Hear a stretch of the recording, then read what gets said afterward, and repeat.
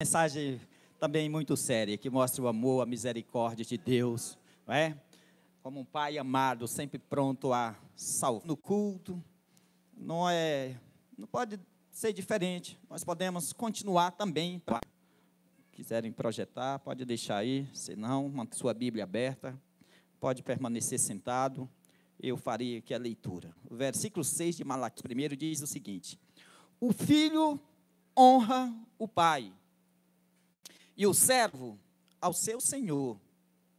Se eu sou pai, onde está a minha honra? E se eu sou senhor, onde está o respeito para comigo? Diz o Senhor dos exércitos: a vós, ó sacerdotes, que desprezais o meu nome. E vós dizeis: em que desprezamos nós o teu nome? Só até aqui, só esse versículo mesmo. Meus irmãos, a reflexão que eu quero trazer nessa noite para vocês, respaldado aqui nesse texto, fala e nos apresenta aqui uma reivindicação justa, porém surpreendente. E antes, porque a gente é bom de se justificar, a gente é bom de fugir, a gente é bom de sair da presença, não é? Sair do foco e apontar, não, essa mensagem certinho para... E às vezes a gente até usa a teologia para isso. Então, antes que alguns recorram à teologia e digam assim: peraí, mas esse texto aí o pastor viajou, esse texto aí eu conheço, esse texto aí ele é direcionado aos sacerdotes, o que ele vai tirar daí? Você só não pode esquecer de um detalhe: a Bíblia como um todo, como a palavra de Deus, que ela é viva e eficaz, inclusive o apóstolo Paulo, lá em Romanos, no capítulo 15, versículo 4, ele diz o seguinte, que tudo que outrora foi escrito foi para o nosso ensino que foi escrito, para nós, hoje, igreja do Senhor. Então, a Bíblia como um todo, ao ler, ao estudar, você precisa analisar pelo menos sobre 3 aspectos. O aspecto histórico, ok? Aí você vai identificar aqueles em que em primeira mão receberam aquela carta, aquela mensagem. Mas você não pode ignorar o aspecto profético. Sim, também. E acima de tudo, não podemos ignorar o aspecto espiritual da palavra de Deus. E no espiritual, meu irmão, sobre o prisma espiritual dessa palavra, é onde não me permite fugir, e muito menos você. Então, ao invés de olharmos e dizermos, não, esse texto foi para os sacerdotes lá no Antigo Testamento, sacerdote de Israel, o aspecto espiritual, atenta para um detalhe. No aspecto espiritual, você pode utilizar o contexto desse texto, e, por exemplo, chega lá em 1 Pedro, capítulo 2, versículo 9. O que o apóstolo Pedro fala lá? Ele também escrevendo para a igreja. E na introdução do livro de Apocalipse, ele já deixa claro, revelação a todos os nossos pecados, versículo 6 de Apocalipse, onde diz: e nos constituiu reinos e sacerdotes. Então não fuja não, esse texto é para você sim. No aspecto histórico, primeiramente, para aqueles que receberam em primeira mão. Mas essa palavra não foi extinta. Nós estamos sempre falando, ela é viva, ela é eterna, a palavra de Deus permanece para sempre. O apóstolo Paulo ratifica isso, foi escrito e chegou para mim e para você, foi para nos ensinar, é Deus falando comigo e com você. Então é para os sacerdotes, não é só para o pastor e para os obreiros do púlpito, é para todos nós, igreja do Senhor. E a reivindicação de Deus aqui, queridos, para os sacerdotes, para a sua igreja, para o seu povo, para a nação santa, ele está reivindicando algo surpreendente. Por quê? Porque não precisava essa reivindicação, não precisava esse confronto, porque nós aqui, queridos, somos cientes disso. Eu, como pai de 4 filhos, e que procuro criá-los no temor do Senhor, eu tenho consciência disso, eu estou sempre atento, eu estou sempre lembrando a eles, onde eles esquecem, onde eles ultrapassam o limite, Eu estou sempre, opa, alto lá. O que é isso? Alguns momentos, peraí, quem é pai aqui? Em alguns momentos, meu filho, peraí. Você vai bater agora ou vai esperar para depois? O quê? Nós estamos atentos, nós não aceitamos isso. Agora, por que nos esquecemos que todos nós também somos filhos? Porque no contexto aqui, Deus está dizendo aqui, olha o que Deus cobra, irmãos. Reivindicando honra e respeito. Precisa um pai reivindicar? Precisa um pai confrontar dessa forma? Como já falei, na faixa etária bem precoce, na infância, sim, está sendo moldado, está sendo forjado, está sendo preparado, está sendo moldado aquela personalidade, aquele caráter. De vez em quando a gente está botando limite e lembrando, peraí, meu filho, aqui não, aqui sim, peraí, você é filho, eu sou pai, você obedece, você não questiona. É assim, mas de uma vez atingindo a maturidade, todos nós somos conscientes disso. Pois é, mas Deus agora está falando aqui, e dizendo assim, o filho honra o seu pai. O filho honra o seu pai. Isso é mandamento, o próprio Deus ensinou.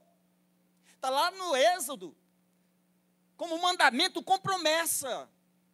Filho honrar pai e mãe. Obedecer, respeitar. Lá em Efésios, da mesma forma, está confirmado mais uma vez ali, olha, filho, honra o teu pai e a tua mãe para que tu vivas bem, para que tu tenhas sucesso, para que tu seja bem sucedido nos seus negócios, nos seus empreendimentos, e para que tu possa viver muito sobre a terra, os teus dias sejam multiplicados. Está lá, é bíblico. E nós ensinamos isso aos nossos filhos e cobramos deles. O servo, ele respeita o seu senhor, ou não? Ou lá na empresa, ou lá no trabalho, ou lá no teu departamento. É você que manda no teu patrão. É você que manda lá no teu chefe. Nós sabemos que não. O servo é Deus. Eu sou filho de Deus. Na hora do aperto, ele corre para Deus, Senhor, tem misericórdia, eu sou teu filho. Nós lembramos para cobrar, nas nossas reivindicações. Mas aqui nós estamos sendo cobrados. Se eu sou pai, onde está a minha honra? Se eu sou o Senhor, onde está o meu respeito? Onde está o respeito para comigo? E o livro de Malaquias, ele está tratando aqui justamente esse relacionamento, essa desonra, essa falta de respeito. Antes que a gente fuja para outro lado e diga assim, não, mas espera aí, quando fala em Deus, eu paro, eu tenho reverência, não, vai muito além disso aí. Vai muito além disso aí. No contexto aqui, você continua ali no livro de Apocalipse, Deus está exortando, Deus está confrontando o povo, justamente porque o povo vivia uma religiosidade tremenda, o povo vivia lá nos seus cerimoniais da lei, o povo vivia lá no templo, naquela coisa toda, no culto, no sacrifício, e os irmãos lembram como era o culto lá no Antigo Testamento. Os irmãos lembram como eram os cerimoniais lá da lei. O povo levava os animais, levava aquelas ofertas, levava o sacrifício para ser apresentado em holocausto ou pela expiação, e levava para o sacerdote sacrificava, fazia intercessão, mediação a Deus pelo povo, e todo aquele protocolo que os irmãos conhecem da lei. E a gente diz, não, mas lá na lei era assim. Inclusive, você vai ver aí que Deus está dizendo assim, olha, vocês apresentam para mim um culto profano. Vocês apresentam para mim ofertas que eu não recebo da mão de vocês. Vocês estão profanando a minha casa. É duro a mensagem aqui de Malaquias, queridos. É duro aqui o que Deus fala para esse povo. No versículo 7, olha, eu falei, agrado em ti e te será favorável, diz o Senhor. Deus trata até que ele traz até uma certa ironia aqui no confronto. Diz assim, do jeito que você apresenta, mudou a dispensação, sim.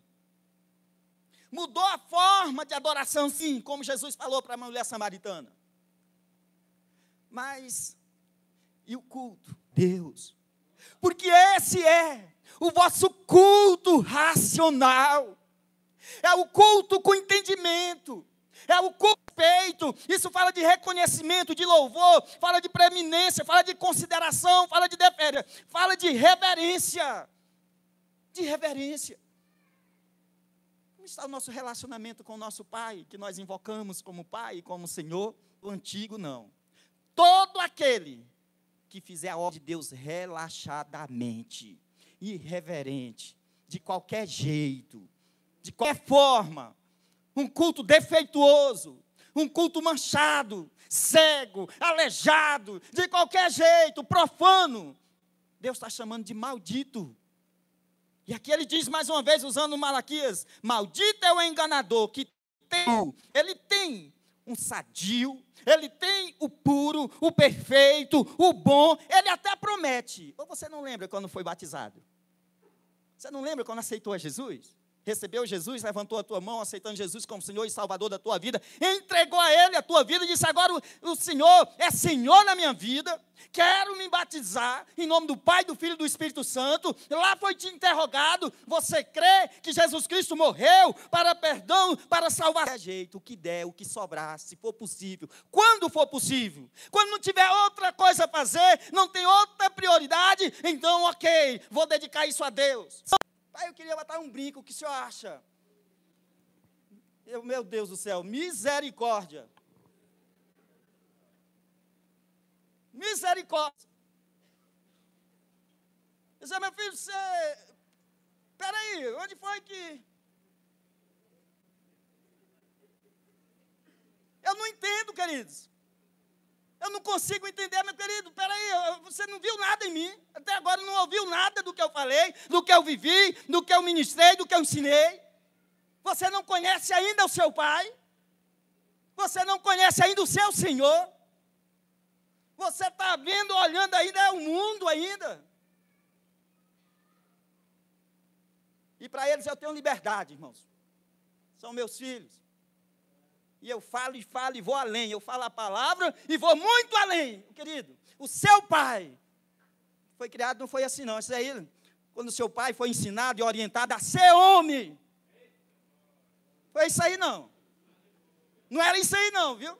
E eu fui ensinado a ser homem e a ser servo de Deus e a honrar a Deus. Eu fui ensinado por um pai homem e fui apresentado a um pai muito soberano, um pai santo que deve ser honrado, respeitado e temido.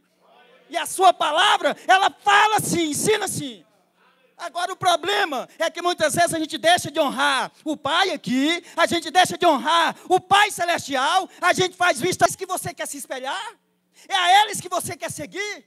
Cuidado, porque aqueles que tu adora e venera como ídolo, aqueles que estão ditando para você o que é regra, o que é moda, o que é bacana, o que é legal, o que é moderno, são os mesmos que estão lá profanando o nome de Deus. São os mesmos que lá estão dizendo e chamando Jesus. Você está vendo ultimamente aí. E não se assuste com isso, que é pior.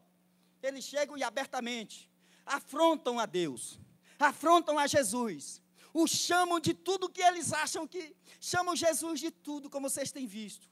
De travesti e de coisas, termos mais que não vale a pena nem repetir aqui.